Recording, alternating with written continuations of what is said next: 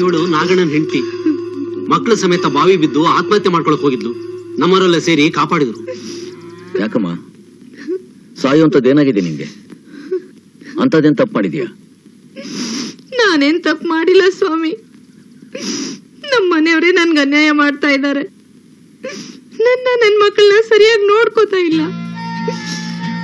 ಇತ್ತೀಚೆಗೆ ಮನೆಗೂ ಬರ್ತಾ ಇಲ್ಲ. ಏನಾದ್ರೂ ಕೇಳಕ್ ಹೋದ್ರೆ ಹೊಡಿತಾರೆ ಸ್ವಾಮಿ. ಯಾವಳನ್ನ ಇಟ್ಕೊಂಡಿದ್ದಾರೆ ಸ್ವಾಮಿ. ಅವಳ ಬಲೆಗ್ ಬಿದ್ದು ಮನೆಗ್ ಬರೋದನ್ನೇ ಮರ್ತ್ಬಿಟ್ಟಿದ್ದಾರೆ. ಈಗ ಎಲ್ಲಿದ್ದಾನವನು?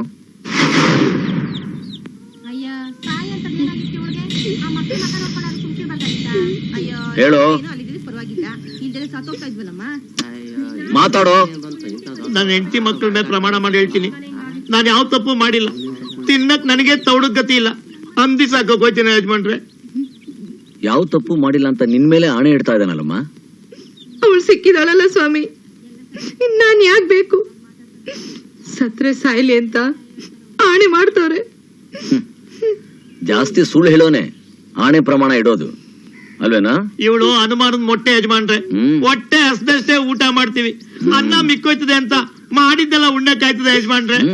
ಮದುವೆ ಆಗೋಸದ್ರಲ್ಲಿ 24 ಗಂಟೆ ಇವಳು ಸೀರೆ ಮಾಸ್ದಂಗೆ ಇವಳು ಹಿಂದಿಂದನೇ ಬಿದ್ದಿರ್ತಿದ್ದೆ.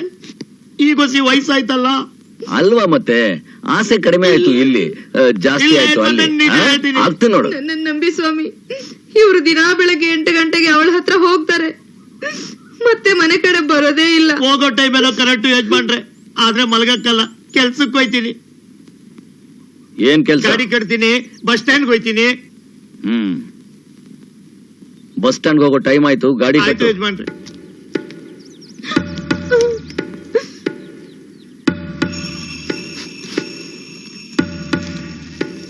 ಕುದುರೆ ಕಣ್ಣಕ್ ಕಟ್ಟು.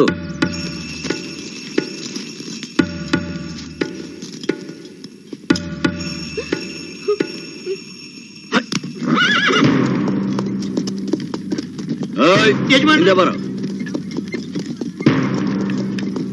ಆಯ್ತು ಯಜಮಾನ್ರೆ.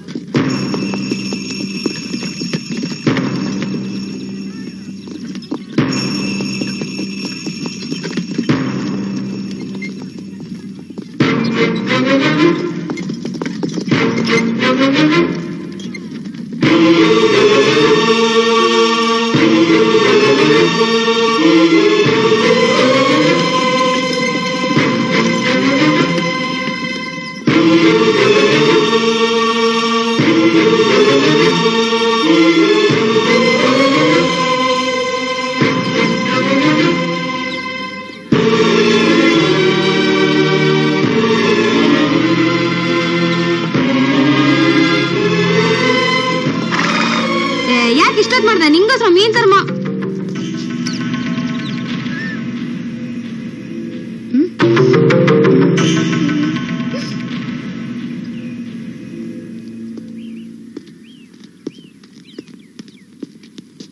ಏನೋ ಇದೇನಾ ನಿನ್ ಬಸ್ ಸ್ಟ್ಯಾಂಡ್? ಇದೇನಾ ನಿನ್ ಪ್ಯಾಸೆಂಜರು? ತಪ್ಪಾಯ್ತು ಯಜಮಾನ್ರೆ.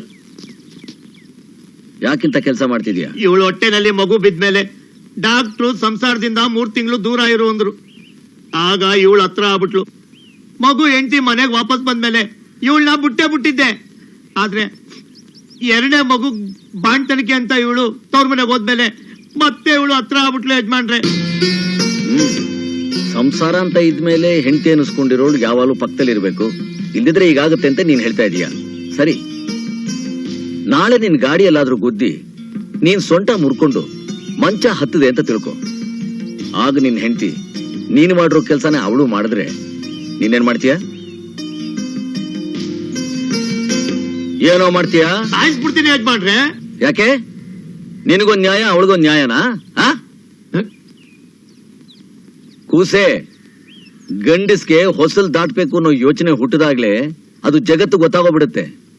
ಅದೇ ಹೆಣ್ಣು ಹಾಗೆ ಮಾಡ್ಬೇಕು ಅಂತ ನಿರ್ಧಾರ ಮಾಡಿದ್ರೆ ದಾಟೋ ಹೊಸಲ್ಗಲ್ಲ, ಹೆಜ್ಜೆ ಇಡೋ ಭೂಮಿಗೂ ಗೊತ್ತಾಗಲ್ಲ. ಅರ್ಥ ಆಯ್ತಾ?